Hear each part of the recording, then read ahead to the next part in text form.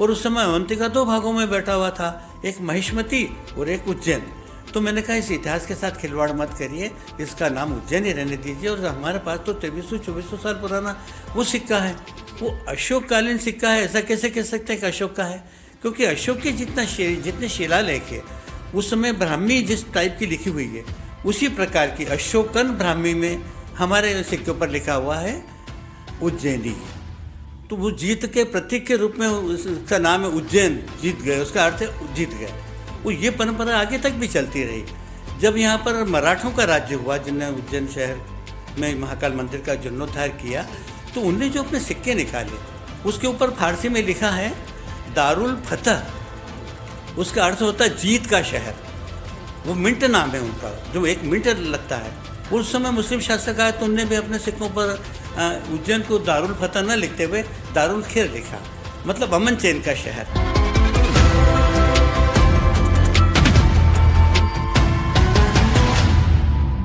भारत विक्रम की संवाद श्रृंखला में आप सभी का पुनः स्वागत है। आज हम आपको परिचित कराने जा रहे हैं एक ऐसे विद्वान व्यक्तित्व से जिन्होंने उज्जैन के इतिहास को शोध के साथ ही नहीं प्रमाणों के साथ विश्व पटल पर स्थापित किया। पुरातत्व के क्षेत्र में वर्षों की साधना और शोध के माध्यम से सम्राट विक्रमादित्य और प्राचीन उज्जैन के इतिहास को नए आयाम दिए। जी हाँ, हम स्वागत करते हैं पुरातत्व विशेषज्ञ डॉक्टर R.C. ठाकुर जी का हमारी भारत विक्रम संवाद श्रृंखला में। सर, आपका हार्दिक स्वागत है। सर्वप्रथम मैं आपसे जानना चाहूंगी कि पुरातत्व के क्षेत्र में आपकी रुचि कैसे जगी और इसकी प्रेरणा आपको कहाँ से मिली? बचपन से ही जैसे मैं पढ़ता था, उसके बाद में डॉक्टर वाकणकर सर के मैं संपर्क में आया। वो हमारे महितपुर क्षेत्र में भ्रमण करते थे और हमें जिन लोगों की रुचि, बच्चों की रुचि रहती थी, उस समय मेरे घर में जो दिवाली दशहरे के टाइम पर मुद्राएं एकत्रित की जाती थी पूजन के समय, बाहर के लोग जब आते थे, हमारे परिवार के हमारे कंडिया रहता था और कंडिया के अंदर जिनके लड़का होता था वो चांदी का सिक्का रखता था और एक परंपरा चल रही थी। तो उन सिक्कों से जब सर के संपर्क में आया तो मेरे मन में आया कि इन्हें भी दिखाऊं, और उन्हें हमने दिखाए सिक्के। तो बताया उसमें कुछ आहत मुद्राएं ऐसी थी जो बहुत पुरानी थी। उसके बाद मैं मेरे पिता के साथ यहाँ पर सिंहस्थ मेले में आया था। वैसे मेरी उम्र अब 86 साल है। तो सिंहस्थ मेले में हमने देखा कि रिजर्व बैंक की एक प्रदर्शनी लगी थी, उसमें मुद्राएं बिल्कुल उसके स्पष्ट सामने लगी थी। तो उन मुद्राओं को देखा तो ऐसी मुद्रा हमारे पास थी और उसमें लिखा था कि भारत की सबसे प्राचीन मुद्राएं आहत मुद्रा। तो मैंने मेरे पिताजी से कहा कि अपना जो वो है घर के अंदर सिक्के रखे हुए हैं, उन सिक्कों के अंदर इस प्रकार की सिक्के हैं, मैंने देखे पिताजी। तो बीच के अंतराल में मुझे लगा कि बहुत अच्छा सिक्का, तो नदी पर नहाने जाते या जब नदी सूख जाती गर्मी के समय में, तो हमारे यहाँ ये पानी पीने के लिए झीरी बनाते थे, तो झीरी में भी सिक्के निकलते थे। तो उन लड़कों से मैं कहता कि फोटो वाला सिक्का तो मुझे दे दो, और धीरे धीरे मेरा इसमें रुझान बढ़ता गया। फिर बाद में मुझे ये लगा कि मेरे पास इतना महत्वपूर्ण सिक्का जो 2500 साल पहले का और सिंहस्थ के पेशियाँ पे लगा है।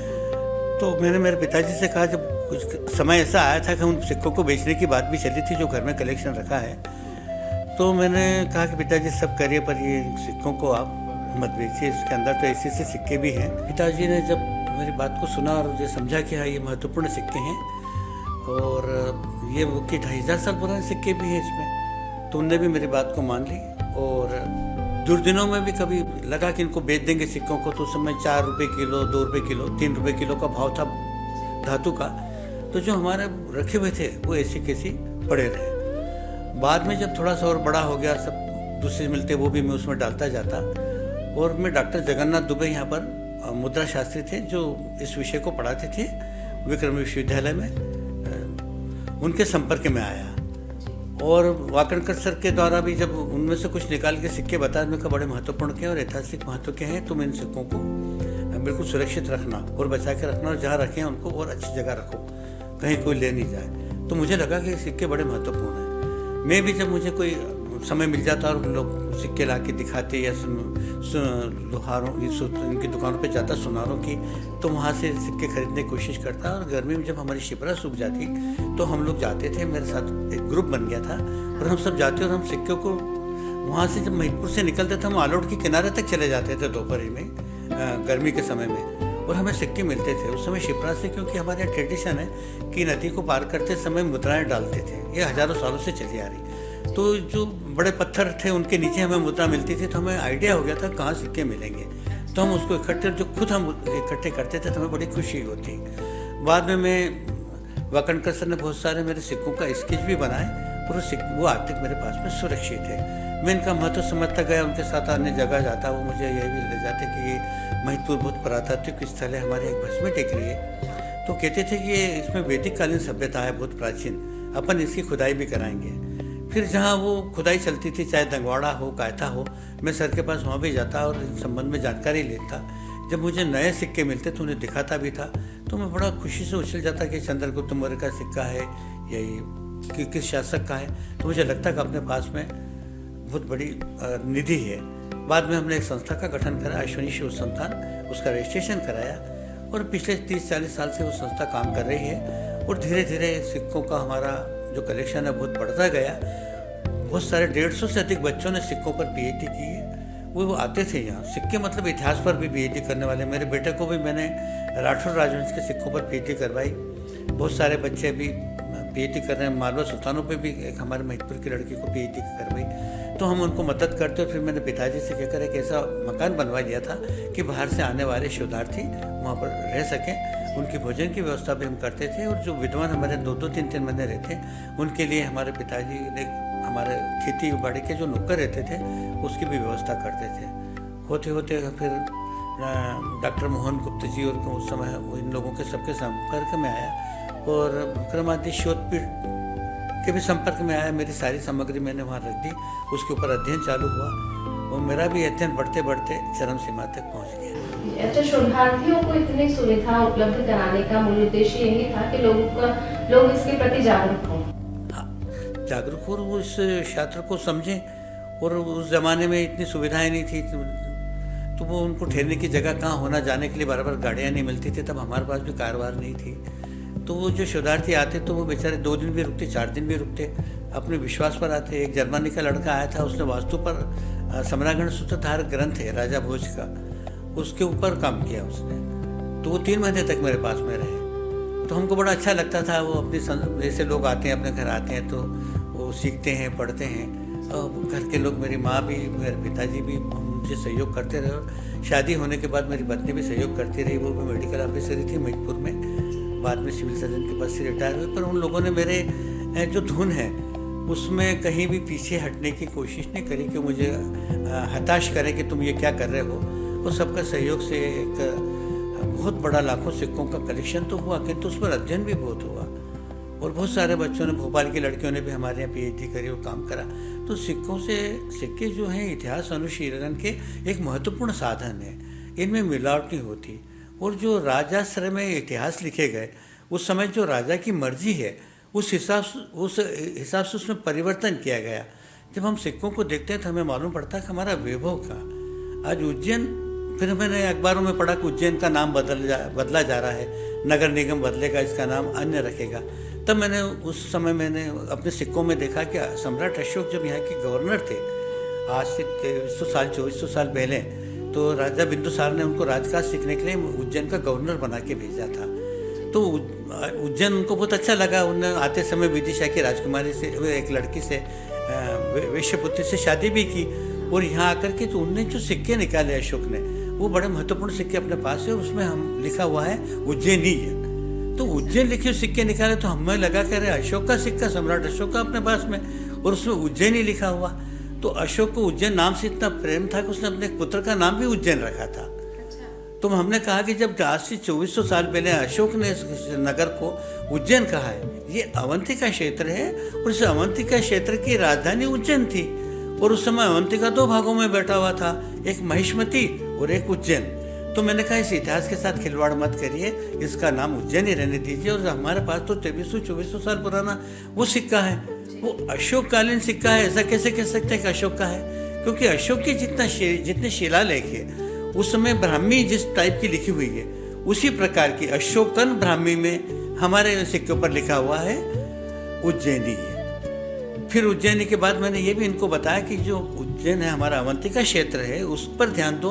अवंतिका बहुत प्राचीन क्षेत्र है, बहुत महत्वपूर्ण रहा है अवंतिका क्षेत्र। उस समय अवंतिका क्षेत्र जो है उसकी राजधानी महिष्मती भी थी, यहाँ भी थी।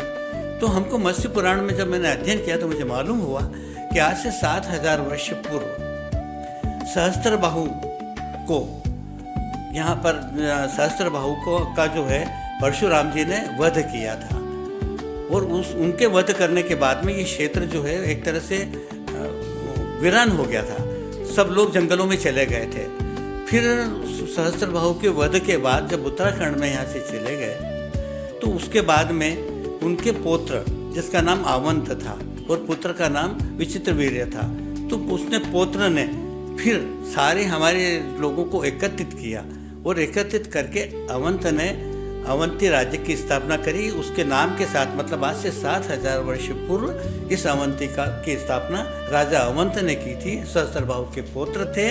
और उस समय ऋषि अत्रि ने, जो हम कहते हैं कि गुरुकुल की बात करते हैं, तो हमारे को महाभारत काल में तो गुरुकुल मिलता ही है, हमारा जो सांदीपन आश्रम है। किंतु उस समय आज से 7000 वर्ष पूर्व महर्षि अत्रि यहाँ के गुरुकुल के प्रधान कुलगुरु थे और वो आयुर्वेद के बहुत बड़े ज्ञाता थे और उन्हें यहाँ तपस्या की थी। तो हम इससे कह सकते हैं कि 7500 वर्ष पूर्व हमारे यहाँ अवंतिका जनपद का गठन हुआ। उस समय ये 2 भागों में बटा हुआ था। उज्जैन राजधानी थी इसकी। तो उज्जैन शब्द जो है, उज्जैन जो है भगवान महाकाल का, जो हम कहते हैं कि उन्होंने वध किया था राक्षस का, तो वो जीत के प्रतीक के रूप में उसका नाम है उज्जैन, जीत गए, उसका अर्थ है जीत गए। वो ये परंपरा आगे तक भी चलती रही। जब यहाँ पर मराठों का राज्य हुआ, जिन्हें उज्जैन शहर में महाकाल मंदिर का जीर्णोद्धार किया, तो उनने जो अपने सिक्के निकाले उसके ऊपर फारसी में लिखा है दारुल फतह। उसका अर्थ होता है जीत का शहर। वो मिंट नाम है उनका, जो 1 मिनट लगता है। उस समय मुस्लिम शासक आए तो उनने भी अपने सिक्कों पर उज्जैन को दारुल फतह न लिखते हुए दारुल खैर लिखा, मतलब अमन चैन का शहर। तो हमें सिक्कों के ऊपर जो मिंट नाम होता है, जो चिन्ह होते हैं, उससे मालूम पड़ता है कि ये इस शहर की क्या, यह सिक्का जो किस विधा का है। तो हम कह सकते हैं कि हमारे अवंतिका की स्थापना इतने 1000 वर्ष पूर्व हुई थी। फिर उज्जैन वाले सिक्के अशोक ने निकाले। अशोक के बाद में, अशोक के समय, उसके पूर्व में मौर्यकालीन था। तो जब हमारे यहाँ पर ये रेडियो, टेलीविज़न, टेलीफोन, मोबाइल, समाचार पत्र नहीं थे, तब सारे देश में संदेश भेजने का काम, ये महत्वपूर्ण दायित्व सिक्कों का था। और सिक्कों का संबंध संचार से जुड़ा हुआ है। कौन राजा है, राजा का धर्म क्या है, राजा का पुत्र होता तो अलग प्रकार के सिक्के निकलते थे, राजा की आज्ञा क्या है। अब जब इस अवंतिका क्षेत्र में, इस मालव क्षेत्र में अकाल की स्थिति बनी, तो आप उस समय, अकाल के समय में यहाँ पर वो सिक्के निकाले गए जिन सिक्कों के ऊपर एक तरफ तो मेंढक का अंकन है और दूसरी तरफ भगवान शिव खड़े हुए हैं। पास में शिप्रा नदी है। तो शिप्रा नदी इसलिए वो नदी वलय वाली नदी है। इस उज्जैन की जो करघनी है, उज्जैन शहर का जो अगर कहना चाहे कि करघनी वाला गहना है, वो ये शिप्रा नदी है। ये एक करघनी की तरह है। तो हमारे सिक्कों पर भी ऐसी ही शिप्रा नदी मिलती है। उसमें जलचर मिलते हैं। आप जब यहाँ पर देखेंगे तो मछलियाँ मिलती है, कछुए मिलते हैं, वो सब उसमें तैर रहे हैं। तो इस तरह के सिक्के निकाले। उन सिक्कों पर शिव खड़े हैं और शिव खड़े हैं, उनका शिव का आयुध त्रिशूल है, पर वो इंद्र का वज्र लेकर खड़े हैं। और दूसरी तरफ मेंढक का अंकन हुआ है। तो मेंढक एक ऊर्जा का प्रतीक है। और हमारे जो 84 महादेव है, एक दुर्गेश्वर महादेव, उनका मेंढक से संबंध है। जिन पशुओं को दूध नहीं आता था या महिलाएं इस तरह की बीमारी से ग्रस्त रहती है, तो वहाँ दूध चढ़ाते हैं तो उनको आराम होता है। तो वो मंदिर हमारे यहाँ पर अभी भी है, पान बिहार के पास में, दुर्गेश्वर महादेव। और महादेव एक तरफ खड़े हैं, दूसरी तरफ उन्होंने मेंढक बनाया है। तो मेंढक का क्या है कि अभी ग्रामीण क्षेत्र में जब पानी नहीं गिरता है, तो बालिकाएं क्या करती है कि अपने सर के ऊपर कवेलू में एक मेंढक को और गाय के गोबर को लेकर के हर घर जाती है। और तो वहाँ कहती है कि मेंढक माता पानी दो। तो हर गांव घर की महिलाएं जो है थोड़ा पानी उसके ऊपर, मेंढक के ऊपर डालती है। और उसके बाद ये एक ऐसा टोटका जिसे कहा जाए कि इसके बाद में वर्षा हो जाती है। तो हमारे मालवा में ये पद्धति थी। और जब भगवान शिव का अंकन सिक्कों पर हुआ तो उनने इंद्र का वज्र अपने साथ में रखा और उसके बाद से हमारे मालवा में अकाल पड़ना बंद हो गया। और तब मालवा के बारे में क्या कहा जाने लगा कि डगडग रोटी पग पग नीर, मालव धरती गहन गंभीर, क्योंकि भगवान शिव ने स्वयं इंद्र का वज्र अपने हाथ में लेकर जो पानी का प्रतीक है उस मेंढक वाले इस प्रकार के सिक्के हमारे यहाँ आज से 2300 साल पहले उज्जैन में प्रचलित किए गए थे। उसके बाद में उज्जैन जो है कई प्रकार की आंधियाँ आई, कई प्रकार के यहाँ पर हमले हुए, कई प्रकार के झंझावातों से गुजरा है। आज हमारा गढ़ क्षेत्र है जहाँ पर हम प्राचीन उज्जैन उसमें खुदाई हुई, जब हम डॉक्टर वाकणकर सर के साथ जाते हैं, आज भी आप जाइए गढ़कालिका के आसपास अगर पानी गिर जाता है आपको विभिन्न प्रकार की वस्तुएं मिलेगी, हजारों साल पुराने रत्न मिलेंगे। हमारा रोम से व्यापार होता था, उसकी हुंडियाँ मिलेगी, उस पर रोम के राजा की आकृतियाँ हैं। मतलब हम जब मुद्रा के अध्ययन करने के लिए निकले तो हमें लगा कि हमारी संस्कृति वो कितनी ऊँची है। जब शकों ने इस देश पर हमला किया तो शकों ने कपोल कल्पना में कई प्रकार की ऐसी कहानियां बना दी कि गर्दभील ने ऐसा करा था और किसी लड़की को हमारे इतिहास के साथ बहुत छेड़छाड़ किया गया है। गर्दभील एक अच्छा राजा था, वो उसको कहते हैं कि वो दिन में गदर्भ बन जाता था और रात में राजा बन जाता था। ये क्या है, उसके साथ कहानी जुड़ी गई है। जो हमारे पास में विक्रमादित्य की पिता राजा गर्दभील का सिक्का है, उसमें गर्दभील ने क्या करा है, गदर्भ का मुखौटा लगा के रखा है। उस जमाने में गदर्भ जो होते थे वो युद्ध के लिए बहुत ज़्यादा प्रयुक्त होते थे। और जब हमारे यहाँ पर अलेक्जेंडर आया तो सिकंदर का सिक्का भी हमने लगाया। तो सिकंदर क्या करता था कि शेर का मुखौटा लगाता था, तो एक सिकंदर नहीं लगाता था, उसके साथ 50 से 60 जो सेनापति और बड़े लोग रहते थे वो सब लगाते थे, क्योंकि राजा का अंत यानी युद्ध का अंत होता था। तो राजा अपनी पहचान छिपाने के लिए ऐसा मुखौटा लगाता था। तो हमारे यहाँ पर जिस गर्दभील के बारे में कई बातें कही गई है, वो गर्दभील नहीं, वो गदर्भ का मुखौटा लगाते थे। और ऐसा कैसे गदर्भ का मुखौटा लगा हुआ हमारा सिक्का वो प्रदर्शित भी कर दिया हमने और हमारे पास में है। और शकों ने अपने उसमें लिखा है कि वो गदर्भ के मुख वाले सैनिक जब तुम्हारे सामने आए तो उनके मुंह को तीर से भर देना, वो बहुत ही प्रबल दुष्ट और प्रतापी रहेंगे। ये हमको उल्लेख भी मिलता है। तो जो राजा गर्दभील है ये हमारा जो जनजातीय समुदाय था उसके नायक हमारे विक्रमादित्य, और उसके बाद विक्रमादित्य ने शकों को पराजित किया। पर शकों ने जब उज्जैन पर आधिपत्य किया तो शक या भगवान महाकाल की कृपा के बगैर राज्य नहीं कर सकते थे। शकों ने अपने नाम के सामने भगवान शिव का नाम रुद्रसेन, रुद्र सिंह, रुद्र दामन शिव को समर्पित होकर, और हमारा सुमेरु पर्वत उनके सिक्कों पर बना हुआ है, माँ शिप्रा उनके सिक्कों पर बनी हुई है। पर शकों की एक बात रही कि उन्होंने अपना नाम, अपने पिता का नाम, दादा का नाम और अपनी हैसियत तीनों अपने सिक्कों के ऊपर ब्राह्मी लिपि में अंकित किया है। सर, आपने इतने शोध किए हैं, कभी कोई एक ऐसा खोज हुई है जिसने इतिहास के जो प्रमाणित अवधारणाएं थी उनको बदला? हाँ, इससे कई मौके आए। और मैंने बताया ना, सिक्के इतिहास अनुशीलन के महत्वपूर्ण स्तंभ है और इनके माध्यम से इतिहास को बदला गया। हमको आया ना कि विक्रमादित्य को इन्हें किया जाएगा, राजा विक्रमादित्य था ही नहीं और ये तो कपोल कल्पित राजा है। परंतु जब डॉक्टर वाकणकर सर ने विक्रमादित्य की सील मिली, हमारे को उनके लिखे हुए अभिलेख मिले, हमारे को ऐसे सिक्के मिले जिस पर राजा विक्रम लिखा हुआ है।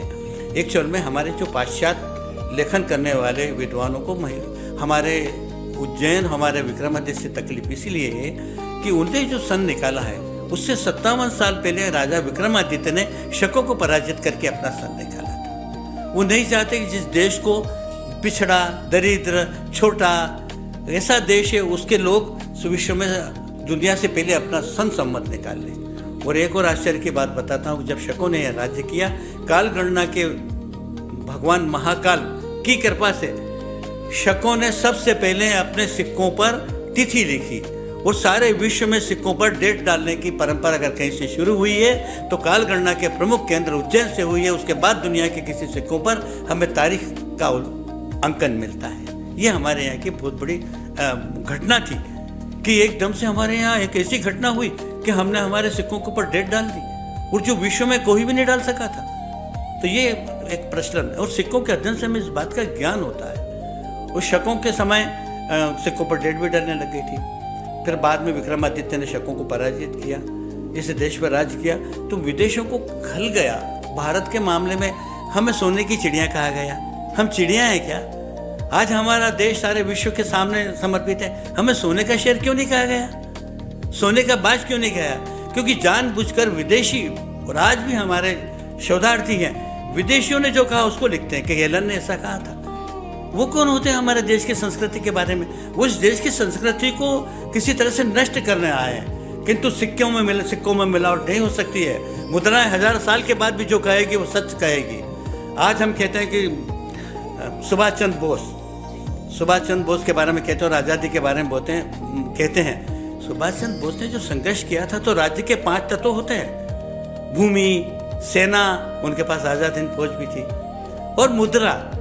सुभाष चंद्र बोस ने अंग्रेजों के सिक्कों के ऊपर, उनके माथे पर आज़ाद हिंद फौज लिखा है और सिक्के चला है। इससे हमें मालूम हो गया कि हमारे यहाँ राज्य तो किया था सुभाष जी ने, किंतु इतिहास में कहीं उल्लेख नहीं है। हमने इतनी उपेक्षा की दृष्टि से देखा आज़ादी के इस महान नेता को, क्या उनको वो सम्मान मिल पाया? आज नहीं तो कल ये सिक्के बताएंगे कि उन्होंने राज्य भी किया है इस भारतवर्ष के ऊपर। तो सिक्कों के माध्यम से हमें बहुत सारी बातें मालूम होती है। जब राजा विक्रमादित्य के समय हमारे यूनानी आए, तो यूनानियों के सिक्के हमको ऐसे मिलेंगे जिसके ऊपर उज्जैनी चिन्ह का अंकन किया गया, उनके सिक्कों के ऊपर प्रचलित किए गए, उनके माथे पर किया गया। उज्जैनी चिन्ह 4 गोले आपस में मिलते हैं। ये उज्जैन के हर सिक्कों पर आपको देखने को मिलेंगे। इन 4 गोलों को एक रेखा के द्वारा मिले हुए धन की उसमें स्थिति में बताया गया, क्योंकि सारे विश्व का व्यापार का केंद्र हमारा उज्जैन रहा है, और ये हमारा मिंट मार्कर रहा है हजारों सालों से। और सारे विश्व के विद्वान इस चिन्ह को कहते हैं उज्जैनी चिन्ह। आप उज्जैन की कोई भी मुद्रा उठा के देखो, उसके ऊपर आपको ये चिन्ह मिलेगा। अगर ये चिन्ह नहीं है तो उज्जैन की मुद्रा ही नहीं है। तो सिक्के उज्जैन के सैकड़ों में नहीं मिलते हैं, हजारों में नहीं मिलते, लाखों में मिलते हैं, और सारे विश्व में कहीं भी नहीं मिलते। इतने ज़्यादा इसलिए मिलते हैं क्योंकि हमारा व्यापार का एक बहुत बड़ा केंद्र रहा है। जैसा कि आपने कहा कि उज्जैन व्यापार का बहुत बड़ा केंद्र रहा है, और हम सभी ने इतिहास में पढ़ा है कि सम्राट विक्रमादित्य के समय से उनके शासन से ही व्यापारिक दृष्टिकोण से बहुत संपन्न क्षेत्र ये रहा है। उज्जैन के प्राचीन इतिहास पे मैं आपके द्वारा थोड़ा उसका वर्णन सुनना चाहूंगी। हमारा रोम से डायरेक्ट व्यापार होता था। हमारे यहाँ मणियाँ बनने के कारखाने थे। हमारे संग्रह में हजारों मणियाँ ऐसी जो आधी बनी है, नहीं बनी है, और कम से कम 1 लाख मणियों का संग्रह हमारे पास में, जो यहाँ से देश के बाहर निर्यात होती थी, और बाहर से बहुत सारी चीज़ें हमारे यहाँ आती थी। हमारे यहाँ पेय पदार्थ आते थे। हमारे पास में कितना बड़ा पात्र है, 2 पात्र हैं जिनके ऊपर रोम की सील लगी हुई है, और रोम से वहाँ से हमारे यहाँ पेय पदार्थ उज्जैनी में आया। डॉक्टर वाकणकर सर ने जब खुदाई करी तो हमको कायथा में भी हुंडी मिली। उस हुंडियों का आप आश्चर्य करेंगे, कश्मीरी शोध संस्थान में 1000 हुंडियाँ हैं उसमें की। सर को दंगवाड़ा से भी हुंडी मिली, और फिर उत्खनन रिपोर्ट में सर ने लिखा है कि यूनानी हुंडी जो है ये इस बात का प्रतीक है। वो एक ISI मार्क तक होता था, उस पर यूनानी राजा का चेहरा भी होता था, उसमें उस राजा का नाम भी होता था, और उससे प्रमाणित होता था कि ये जो व्यापार का है वो हुंडी, उसके बदले में दूसरी चीज़ दी जाती थी। वो हुंडियाँ हमें मिली तो हमें रोम का डायरेक्ट हमारा व्यापार होता था। हमारे यहाँ छोटे जहाज तक आते थे, और उसका इतना बड़ा हमारे पास संकलन है कि हम रोम से डायरेक्ट, और सर ने लिखा है कि कायथा का भी रोम से व्यापार वह उज्जैन होकर होता था। इससे ये पक्का हमारे को पास में पुरातात्विक साक्ष्य मिले हैं और प्रमाण मिले हैं। हमारे यहाँ से मसाले बाहर जाते थे, हमारे यहाँ से सिल्क के कपड़े बाहर जाते थे, हमारे यहाँ से मणियाँ बाहर जाती थी, इत्र हमारे यहाँ से बाहर जाता था, और बदले में बहुत सारी चीज़ें, शस्त्र वगैरह हम मंगाते थे। तो ये तो व्यापार का इतना बड़ा केंद्र है जिसके इतना बड़ा प्रमाण हमारे को मिला। और जो उज्जैन है उसकी सुरक्षा के लिए जो दीवार बनाई गई थी वो कम से कम 35 फीट ऊंची दीवार है, वो 65 फीट चौड़ी बनाई गई थी। जब यहाँ पर उत्खनन किया गया था हमारे को उसके प्रमाण मिले, और इतनी जल्दी में बनाई गई थी कि उस दीवार के ऊपर जो टोकरियाँ हैं, टोकरियों के चिन्ह भी अभी हमको मिलते हैं। ऋण मुक्तेश्वर से हमारे यहाँ उज्जैन के चारों आसपास एक नहर डाली गई थी जो जाकर के काल भैरव को आगे क्षिप्रा नदी में मिलती थी। मतलब इस नगर की सुरक्षा चारों तरफ पानी से की गई थी, और इतनी ऊंची दीवार बनाई गई थी। और वहाँ जो जब आप भैरवगढ़ जाते हैं उसके बाद में वाकणकर सर ने हमने देखा है कि लकड़ी के ऐसे खुलने वाली फाटकें लगी हुई थी अंदर जाने के लिए। और क्षिप्रा नदी जो फिर मच्छंदर के वहाँ से आप कभी गर्मी में हमारे साथ चलिए, इस संबंध में बहुत सारे टीवी चैनल पर मेरा वो भी आया है। तो हमको वहाँ पर पूरी लकड़ी की एक प्राचीर इस उज्जैन शहर को बचाने के लिए 8-8 फीट 10-10 फीट के लट्ठों में पूरी की पूरी 3 किलोमीटर तक दूर 2.5 किलोमीटर तक आज भी उसके अवशेष मिलते हैं। लकड़ियों की दीवार बनती है और वहाँ से हम जो लाए थे हमारे संग्रहालय में वो लकड़ियाँ आज तक रखी है। मतलब 2500 साल पहले उज्जैन शहर की सुरक्षा के लिए, नदी के कटाव से बचाने के लिए हमने एक कृत्रिम दीवार लकड़ियों की बना के रखी थी, जो आज भी हमारे पास में सुरक्षित है। उस समय हमारी तकनीकी इतनी ऊंची थी। पुरातत्व विशेषज्ञ आप काफी समय से हैं, लेकिन जब आपने ये अपनी शोध शुरू की शुरुआत, लेकिन कई बार होता है कि हमें असफलताओं का सामना भी करना पड़ता है, या लोग मानते नहीं हैं और हमारी बात को साबित करने के लिए, प्रमाणित करने के लिए बहुत मशक्कत करनी होती है। लेकिन हमारे माननीय मुख्यमंत्री जी द्वारा की जाने वाली ये पहल के विक्रमोत्सव में उन्होंने प्रदर्शनी, यहाँ पर प्रदर्शनी चल रही है जिसमें आपके द्वारा जो शोध किए गए सिक्के हैं, प्राचीन सिक्के, इतने सारे सिक्के, कुछ स्वर्ण मुद्राएं भी हैं, वो प्रदर्शनी में लगाई गई हैं। साथ ही महाभारत में उपयोग किए जाने वाले शस्त्रों की प्रदर्शनी यहाँ लगाई गई है। वाद्य यंत्रों की, पुराने प्राचीन वाद्य यंत्रों की प्रदर्शनी लगाई जाती है। आप इसे किस दृष्टि से देखते हैं? हमारे जो माननीय मुख्यमंत्री जी हैं, इनने हमारी संस्कृति की रक्षा के लिए बहुत बिड़ा, और आज से नहीं, मुख्यमंत्री बनने के पहले से हम उनके संपर्क में रहे हैं। अश्विनी शोध संतान की प्रदर्शनियाँ लगाते रहे। तब स्वयं मुख्यमंत्री इस प्रदर्शनी को बताते, जब उन्हें मालूम पड़ा कि हमारे यहाँ राजा विक्रमादित्य के शाश्वत प्रमाण मिल रहे हैं, तो इस क्षेत्र में उनका आज का नहीं, पिछले 25-30 सालों से मुख्यमंत्री जी इस प्रयास के अंदर जुड़े हुए हैं कि हम हमारी संस्कृति को स्पष्टतर कर सकें लोगों के सामने। और जो हमें गलत इतिहास पढ़ाया गया है, उस इतिहास को, उन पन्नों को पलटें, उनको बदलें, और उसके लिए उनके बहुत महती प्रयास हुए हैं। और उन्होंने इस दिशा में इतने कदम उठाए हैं कि आज हम विश्व के सामने चैलेंज के साथ कह सकते हैं कि महाराजा विक्रमादित्य था, उसके हमारे पास में पूरे प्रमाण हैं।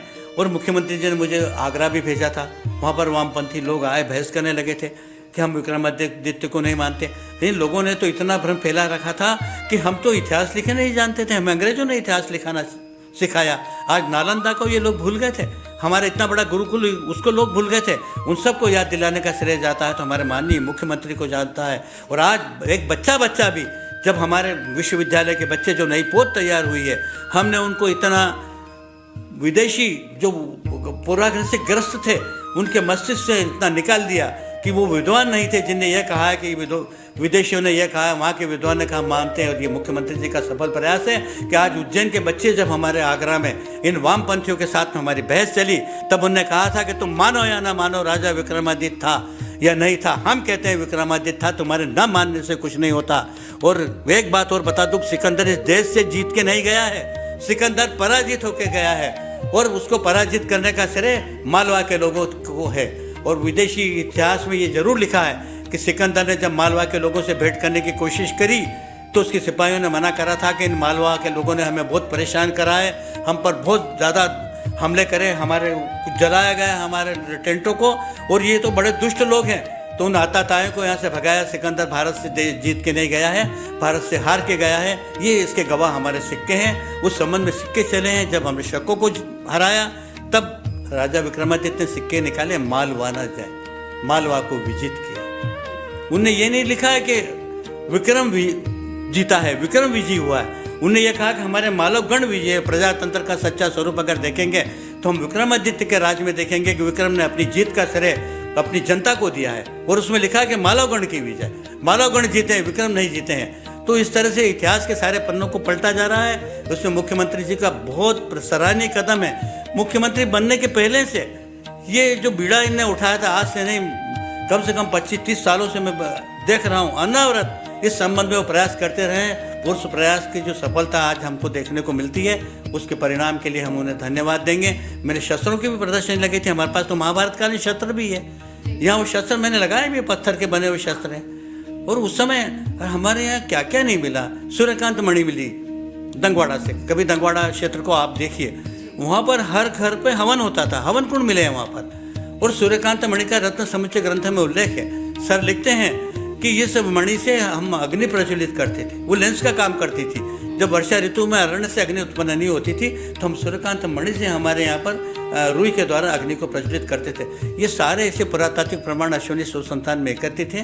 कभी आप अवलोकन कीजिए, हमारे पास में रत्न तो है ही, हमारे पास में टेराकोटा का तो है ही, हमारा रोम का और हमारा व्यापार है, उसके महत्वपूर्ण हमारे पास में मोहर है। उस समय के रोम के सिक्के हैं, रोम के राजाओं के सिक्के हैं, और वो एक दो नहीं सैकड़ों की मात्राओं में हैं।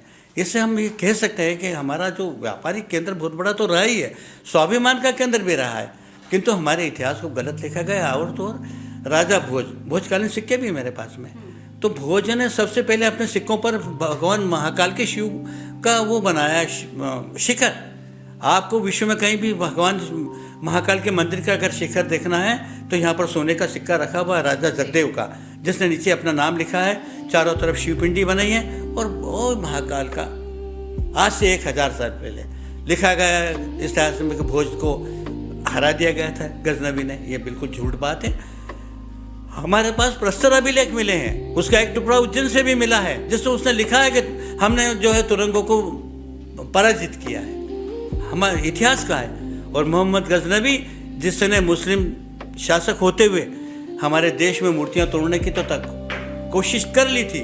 मैं सिक्कों के माध्यम से एक बहुत बड़ी बात आपको बताना चाहता हूं कि मोहम्मद गजनवी ने जब अपने सिक्के निकाले और फारसी और अरबी में निकाले, हिंदुस्तान के व्यापारियों ने, मुद्रा शिल्पियों ने, मजदूरों ने, कामगारों ने, हथियार बेचने वाले लुहारों ने, किसी ने भी पैसा नहीं लिया। कौन सा? जिसके ऊपर फारसी और अरबी में मोहम्मद गजनवी लिखा था। उन मुद्राओं को फेंक दिया, उन्हें प्रताड़ित किया गया, गर्म पानी पिलाया गया, हंटरों से मारा गया, पर उन मुद्राओं को स्वीकार करने से इनकार कर दिया। मजबूर होकर मोहम्मद गजनवी ने अपने सिक्कों के ऊपर लक्ष्मी का अंकन किया और संस्कृत लेख में अपने सिक्का निकाला। ये विश्व की एक ऐसी घटना है जो अपनी मुद्रा शास्त्र के लिए और अपनी लिपि के लिए और अपनी भाषा के लिए जो संघर्ष किया हमारे देश की जनता ने, उसका प्रत्यक्ष प्रमाण है। जी सर, भारत विक्रम पॉडकास्ट के माध्यम से आप हमारे युवा शोधार्थियों को जो पुरातत्व में अपना करियर बनाना चाहते हैं, क्या संदेश देना चाहेंगे? मैं ये कहना चाहता हूँ कि आपके भले प्रयास, आप छोटे से हैं, परंतु अपने प्रयासों को बिल्कुल जारी रखिए और इस देश के इतिहास को स्पष्ट करने का अब आपके ऊपर है। हमें पराजित कहा गया, हमें गुलाम कहा गया, हमें चिड़िया कहा गया, ये हम सब सहन करते रहे। इस नई पोत को अपने उत्तरदायित्व का निर्वहन करना है और बिल्कुल दावे के साथ हमारे इतिहास के बारे में बोलना है कि हम पराजित भारत नहीं, हम विजित भारत के हैं और भारत की आत्मा कभी भी पराजित नहीं हुई है। उसके लिए सबको संघर्ष में हमारा को साथ देना पड़ेगा। और इसके अलावा एक छोटी सी बात और मैं बताना चाहता हूँ कि जब हमें आज़ादी मिली तब हमारे इतिहास की ये भूल थी कि हमने अनशन करके, हमने भूखे रह करके आज़ादी को अहिंसा से प्राप्त करा। ये बात बिल्कुल झूठी है। हमें सुभाष चंद्र बोस के ध्यान रखना चाहिए। हमें असेंबली में बम फोड़ने वालों को, भगत सिंह को भी याद करना चाहिए, डायर को मारने वालों को भी याद करना चाहिए। और महिदपुर में शिप्रा नदी के किनारे अंग्रेजों से लड़ते हुए 3000 भारतीय सैनिक सन 1817 में 20 दिसंबर को अपना बलिदान दिया, उनने अपना शहीद हुए। उन सबको उन घटनाक्रमों में याद रखना चाहिए। अगर मैं भूख हड़ताल पे बैठ जाऊंगा, मुझे रात दोगे, आप दे दोगे? के बाद में लाल बहादुर शास्त्री ने हमारे दुश्मन को धूल चटा दी और हल के द्वारा इतना अनाज उत्पन्न करा कि आज भारत सारे विश्व में अनाज का निर्यात करता है। ये सब इसके सारे प्रमाणिक वो हैं बातें। और जब हम सोच लेते हैं कि हम क्या है और हमारी शक्ति को पहचान लेते हैं, विश्व में भारत को कोई भी नहीं झुका सकता। और हमारे जो सिक्के ये झूठ नहीं बोलते, इनमें मिलावट नहीं होते। मारवाड़ के राजा ने सिक्कों पर लिख दिया, दोस्ती लंदन। अरे वाह वाह, आप लंदन के इतने बड़े दोस्त हो और कहते हो कि हम तो अंग्रेजों के समय साथ दिया, इन राजा रजवाड़ों ने साथ दिया होता तो आज़ादी कभी की मिल जाती। वो दोस्ती लंदन वाले सिक्के जो हैं इनके बारे में प्रमाणित करते हैं कि हम तो लंदन के मित्र हैं। ऐसे लिखने वाले देश आज़ादी के लिए क्या करा होगा इनने? तो सिक्के सबकी चुगली कर देते हैं, सच बता देते हैं, जो तुमने क्या करा है क्या नहीं करा सब बताते हैं। और आज से नहीं, हजारों सालों से बताते हैं। और सिक्कों के माध्यम से हम हमारे देश को, इतिहास को ये कर ही रहे हैं। हमारे शोधार्थी हैं, बच्चे हैं और वो बहादुरी के साथ आज कह रहे हैं हम पराजित होने वाले लोग नहीं, हम चिड़ियाएँ नहीं। हमारे तो शेर देखना, अशोककालीन जो हमारे 4 शेर कैसे बने हुए हैं, तो वो सोने के शेर भी मिले हैं। तो हमारे को सोने की चिड़िया मत बोलो, हम सोने की शेर है और दहाड़ते रहेंगे। जय हिंद, जय भारत। आपका बहुत बहुत धन्यवाद। आपने आज अपना अमूल्य समय हमें दिया और आज के संवाद से हमें लगा कि हमारी जो पुरातन जो संस्कृति है, सनातन धर्म है, वो आज भी एक धरोहर के रूप में आप सभी के माध्यम से हम सभी के बीच उपस्थित है। भारत विक्रम संवाद श्रृंखला के अगले अंक में आपको पुनः परिचित कराते हैं एक और ऐसे ही कला साधक से। तब तक के लिए नमस्कार।